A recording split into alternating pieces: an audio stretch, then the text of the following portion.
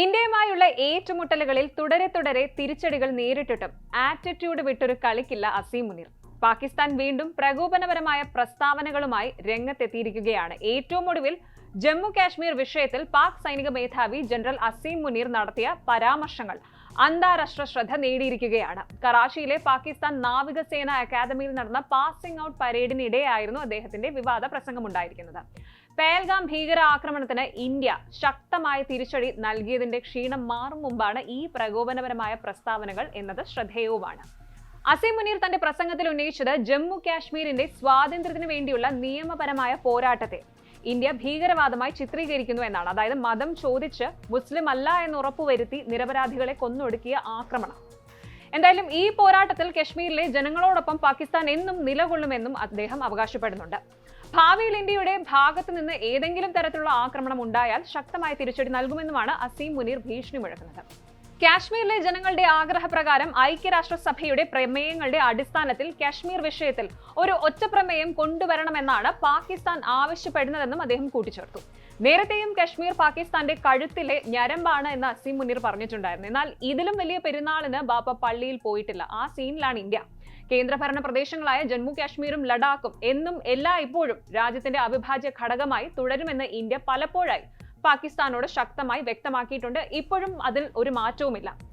പേൽഗാം ഭീകരാക്രമണത്തിന് മറുപടിയായി ഇന്ത്യൻ സൈന്യം നടത്തിയ ഓപ്പറേഷൻ സിന്ദൂർ ദൗത്യത്തിന് ശേഷം പാകിസ്ഥാൻ നടത്തിയ പ്രത്യാക്രമണങ്ങളെ ഇന്ത്യ ശക്തമായി പ്രതിരോധിക്കുകയും ചെയ്തിരുന്നു. ഈ ഇന്ത്യൻ തിരിച്ചടികളിൽ അസീം മുനീർ ഉൾപ്പെടെയുള്ള പാക് സൈനിക നേതൃത്വം ബങ്കറുകളിൽ അഭയം തേടിയതായും റിപ്പോർട്ടുകൾ ഉണ്ടായിരുന്നു. ഇരു രാജ്യങ്ങളും തമ്മിലുള്ള സംഘർഷം കുറഞ്ഞുവെന്ന് കരുതിയ ദിവസങ്ങൾക്ക് ശേഷമാണ് ഇപ്പോൾ വീണ്ടും പാക് സൈനിക മേധാവി ഇത്രയും പ്രകോപനപരമായ ബിൽട്ടപ്പുമായി രംഗത്തെത്തിയിരിക്കുന്നത്.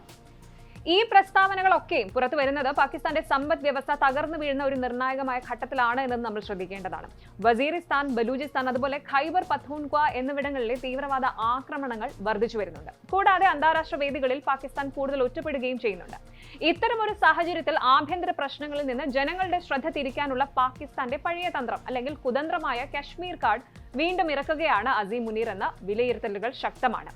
നേരത്തെ പാകിസ്ഥാനിൽ കൊല്ലപ്പെട്ട ഭീകരവാദികളുടെ സംസ്കാര ചടങ്ങുകളിലും അസീം മുനീർ പങ്കെടുത്തിരുന്നു. തെഹ്രീക്ക് താലിബാന്റെ ആക്രമണത്തിൽ കൊല്ലപ്പെട്ട പാക് സൈനികൻ മേജർ സയ്യിദ് മോയിസ് അബ്ബാസ് ഷായോട് തങ്ങൾ എന്നും കടപ്പെട്ടിരിക്കുമെന്ന് അസീം മുനീർ പറഞ്ഞിട്ടുണ്ടായിരുന്നു. 2019 ഇന്ത്യൻ വ്യോമസേന പൈലറ്റ് അഭിനന്ദർ വർത്തമാനെ പിടികൂടിയ പാക് സൈനിക ഉദ്യോഗസ്ഥനാണ് മേജർ സയ്യിദ് മോയിസ് അബ്ബാസ് ഷാ. തെഹ്രീക്ക് താലിബാനുമായുള്ള ഏറ്റുമുട്ടലിലാണ് മേജർ സയ്യിദ് മോയിസ് അബ്ബാസ് ഷാ കൊല്ലപ്പെട്ടത്. ഖൈബർ പഖ്തൂൺഖ്വ മേഖലയിലായിരുന്നു ഈ ഏറ്റുമുട്ടൽ നടന്നത്. ഈ ഏറ്റുമുട്ടലിൽ പാകിസ്ഥാൻ സൈന്യം 11 തീവ്രവാദികളെ വധിക്കുകയും 7 സുരക്ഷാ സേന അംഗങ്ങൾക്ക് പരിക്കേൽക്കുകയും ചെയ്തിരുന്നു. 2019 ബാലാകോട്ട് ആക്രമണത്തിന് പിന്നാലെയായിരുന്നു വിംഗ് കമാൻഡർ അഭിനന്ദർ വർത്തമാൻ പാക് സൈന്യത്തിന്റെ പിടിയിലാകുന്നത്. അഭിനന്ദർ വർത്തമാൻ പറത്തിയ MiG-21 വിമാനം പാകിസ്ഥാൻ വെടിവെച്ചിടുകയായിരുന്നു. മിഗ് വിമാനം തകർന്ന് പാക് മണ്ണിൽ പാരച്യൂട്ടിൽ വന്നിറങ്ങിയ വർത്തമാനെ പാക് സൈന്യം പിടികൂടുകയായിരുന്നു. അന്ന് വർത്തമാനെ പിടികൂടിയത് മോയിസ് അബ്ബാസ് ഷാ ആയിരുന്നുവെന്നാണ് റിപ്പോർട്ടുകൾ. 58 മണിക്കൂറോളമാണ് വർത്തമാനെ പാക് സൈന്യം പിടിച്ചുവെച്ചിരുന്നത്.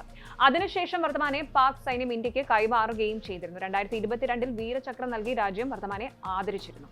നിലവിലെ സാഹചര്യത്തിൽ പാകിസ്ഥാന്റെ ആഭ്യന്തര രാഷ്ട്രീയവും സാമ്പത്തിക പ്രതിസന്ധികളും അവരുടെ വിദേശ നയത്തെയും സൈനിക നേതൃത്വത്തിന്റെ പ്രസ്താവനകളെയും എങ്ങനെ സ്വാധീനിക്കുന്നു എന്നത് നിരീക്ഷിക്കപ്പെടേണ്ട ഒരു വിഷയം തന്നെയാണ്.